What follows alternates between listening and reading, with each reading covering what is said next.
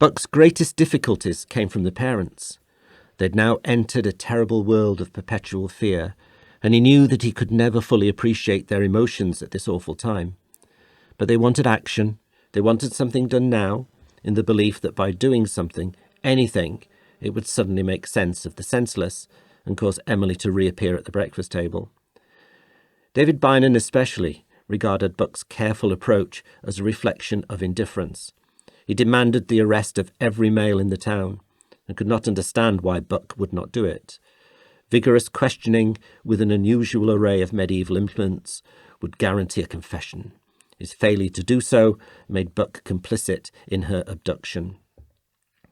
Constance spent as much time as possible with Flora, who was equally unbalanced by the terror that consumed her. She'd convinced herself that her daughter had been kidnapped by gypsies, a small group of whom who were encamped at Killet. Their caravan should be set on fire, and thus Emily would be rescued. Why had not Inspector Buck taken this eminently reasonable course of action? But there were no clues at all, no witnesses, no sightings, just conjecture based on nothing other than prejudice. But, as a result, Buck's enquiries were deemed to be ineffective and inadequate. It was easier to focus all their horror upon him, and by so doing avoid the horror that was squatting in their minds. What else should you expect from an incompetent police force? Beynon let it be known that he was ready to offer a substantial reward for information about her and arrange for handbills to be printed. It would do nothing to help, Buck knew that.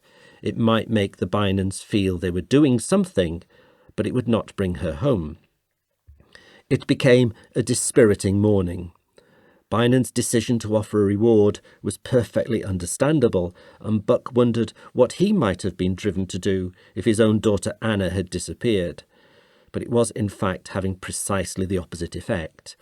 Inspector Flynn had dealt with a series of unreliable and speculative reports from hopeful Swansea residents yesterday, and Buck felt it was only right that he met some to relieve the pressure on his colleagues.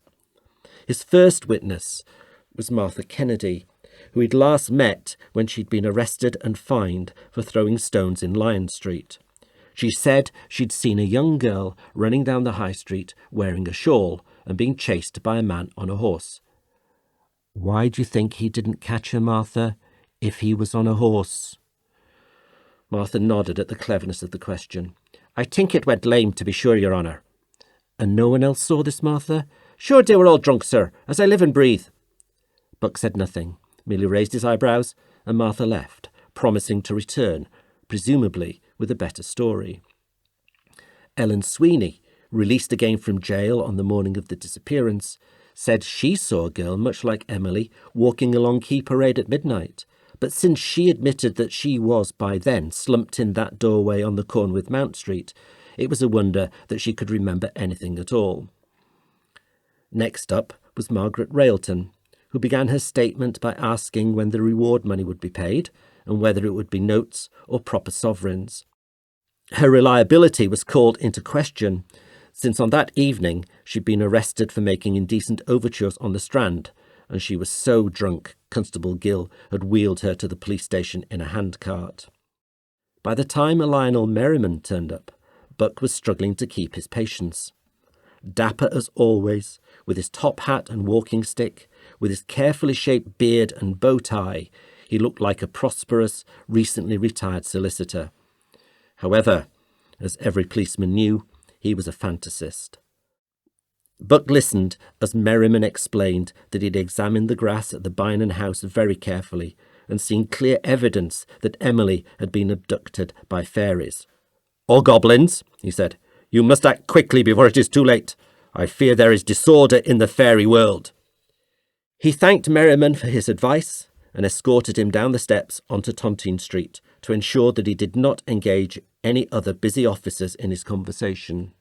He bid Buck good morning and then tipped his hat politely at the woman waiting on the pavement, ready to enter the police station.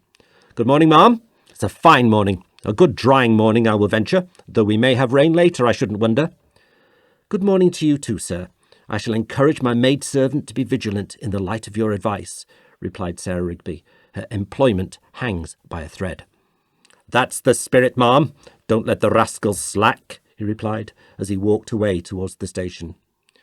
Good morning, Sarah, said Buck. She nodded. It's strange company you keep, Inspector. Lionel Merriman, the fairy botherer.